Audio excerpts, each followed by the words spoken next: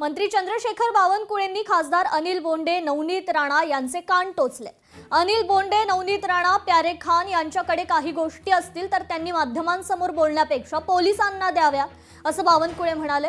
तर उद्या अमरावती पोलीस पत्रकार परिषद घेऊन सविस्तर घटनाक्रम सांगतील, अशी ही माहिती बावनकुळेंनी दिली आहे। राजकीय नेत्यांनी काही स्टेटमेंट केले, ते स्टेटमेंटवर फार न जाता अशा केसमध्ये, अशा सेन्सिटिव्ह केसमध्ये पोलिसांनी केलेली चौकशी, त्यातनं आलेलं सत्य हेच त्या ठिकाणी अधिकृत समजावं। मी अजून त्या ठिकाणी पत्रकारांना विनंती करतो, एकामेकावर आरोप प्रत्यारोप करण्यापेक्षा पत्रकारही जबाबदार लोक आहेत। तुमच्याकडे काही ॲडिशनल माहिती आली, तुमच्याकडे काही समाजातून माहिती आली, ती तुम्ही पोलिसांना द्या आणि या प्रकरणात सर्वांनी मदत केली पाहिजे। मी नागरिकांना आणि ज्या पीडित मुली आहेत त्यांना विनंती करतो की तुम्ही पोलिसांकडे, जशी एक मुलगी नागपूरवरून आली आहे, एक लॅपटॉप, एक हार्ड डिस्क आणि एक कॅप हे पोलिसांनी आपल्या ताब्यात घेतलं आहे। फॉरेन्सिक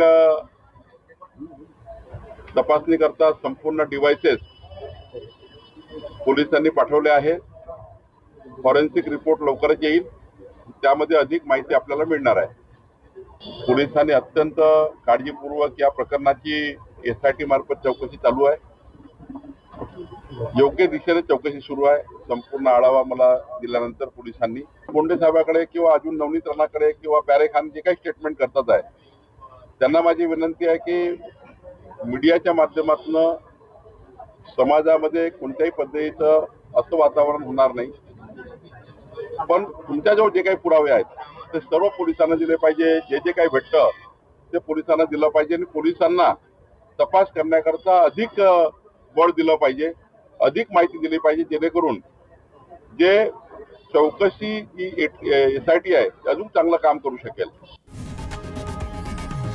लोकशाही मराठी ऐका, पहा, जागरूक रहा।